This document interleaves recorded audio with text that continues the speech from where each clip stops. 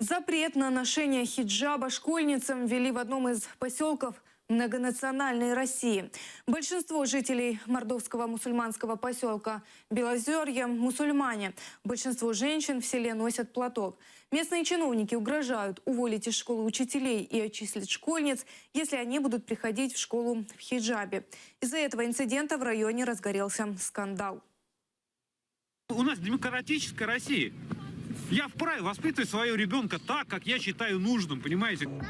Когда здесь было минус 7 градусов в помещении, мы все это работали. Зарплату водкой выдавали, которую мы выкидывали. Мы работали, мы никуда не ушли.